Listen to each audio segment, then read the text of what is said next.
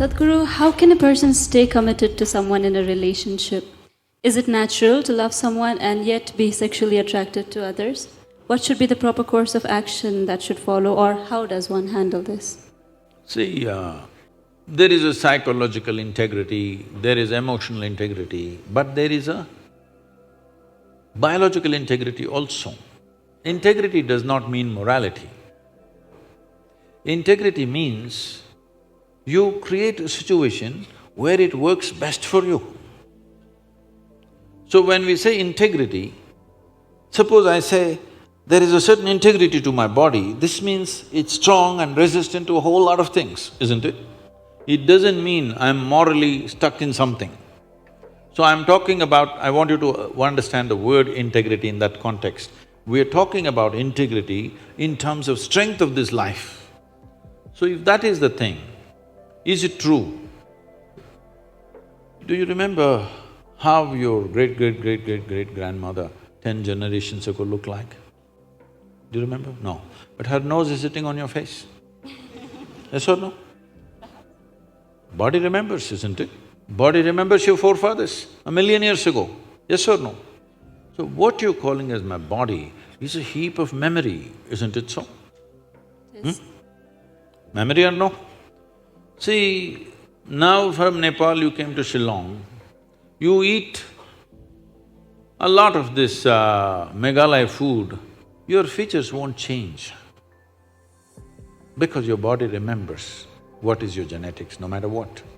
Or you start eating, let's say, cow's food or dog's food, your body will not get confused and become a dog or a cow because there is evolutionary memory in this. Do what you want, it never gets confused, isn't it? You start thinking I'm a dog and start barking like one, still the body won't change. Yes or no?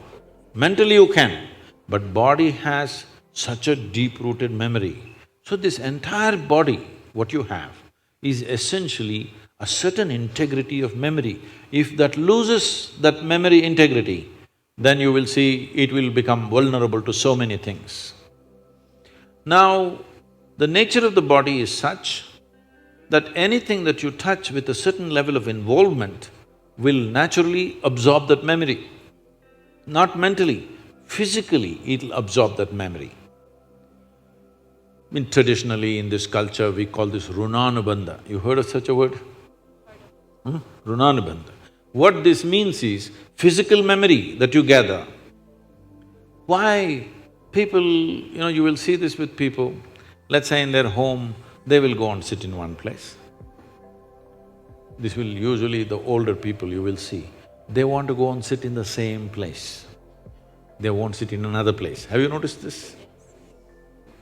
Even your dog, he comes, if he wants to sit here, he'll smell this, he'll smell that, he'll smell that, he'll smell that.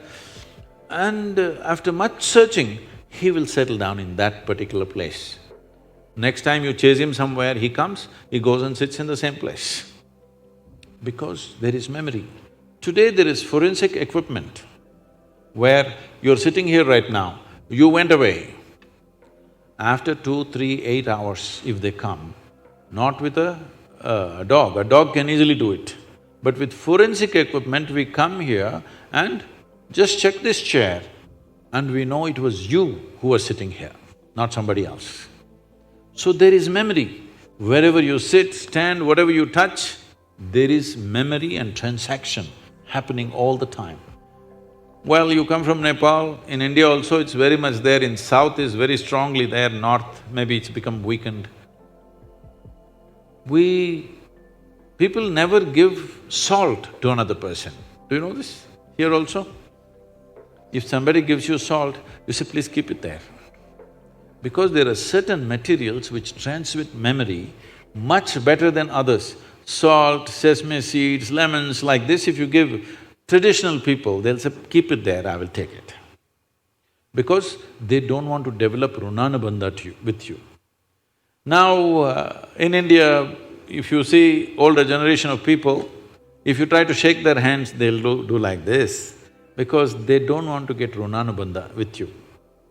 Because the idea is to keep the integrity of your body's memory in such a way that it doesn't become vulnerable to other things, that you become a very integrated life.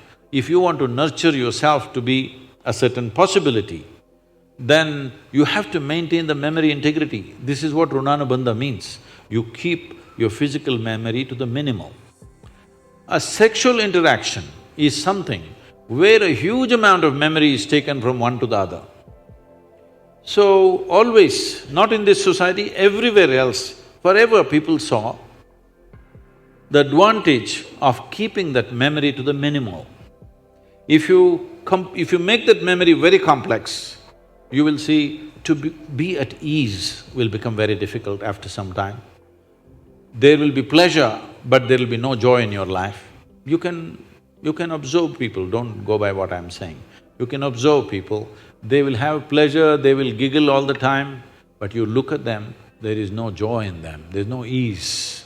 Because the ease will go away with excessive memory. This is not only with sexuality, there are many other things that you do like this. Right now you see this very much in the Western societies.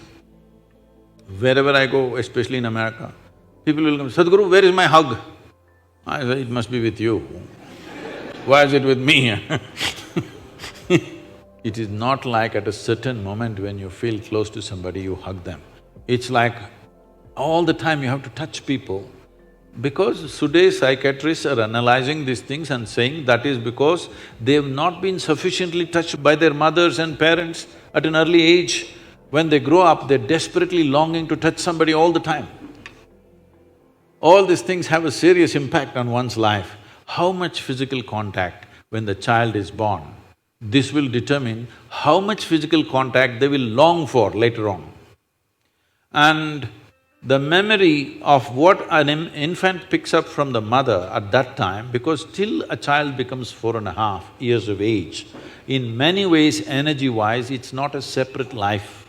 It's still attached to the mother's body. Actually, if by nature if people go till then, they must be drinking the mother's milk and connected up to 4.5 years, that's how naturally it was. So, the energy doesn't mature. At that time, more and more memory that you get from the mother is better and better to strengthen this. But once the child begins to move out and becomes an individual, life is organizing itself. People come to me and say, Sadhguru, can you bless my daughter, can you bless my son? First thing I ask is, how old? If they say 15, 16, 18, all right. If they're over 21, I say no. Because me blessing you, blessing will not go to your child. You may still think emotionally that's my child, but as far as life is concerned, it's become fully separate. Generally, the course of life is considered to be approximately 84 years or 1008 cycles of the moon. The cycles of the moon and our body is very directly connected. Only because our mother's bodies were in sync with the cycles of the moon, we are born, otherwise we wouldn't be born, isn't it? Hello? So, a full life is considered 1008 cycles of the moon, which will approximately considered as 83 to 84 years. So if one crosses 84, it's considered a full life. In this, the first quarter is the only time when it is connected to parentage. After that, the child must move, because energy-wise, you cannot connect those two lives anymore. So that is when the longing, if you have not created enough integrity within yourself, the longing for another body multiplies. Even though the hormonal phase may be higher between 15 to 20, the longing to bind and bond with somebody increases after 21 years of age, because unknowingly you're like a satellite who fell off the main mother. You come off the motherboard. Now you want to attach to something unless you find some integrity. This is why between 12 and 18, one must do lot of sadhana to strengthen the body so that you don't desperately bind yourself to something or somebody. You must consciously, if you wish to take a partner, it must be a conscious process.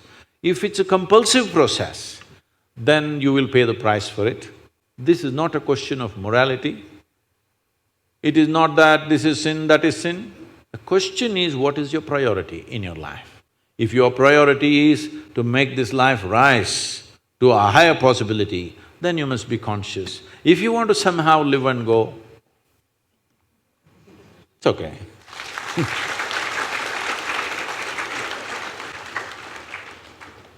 Thank you, Sadhguru. I'm sorry if I discouraged You just answered my question, Sadhguru. Thank you so much for that.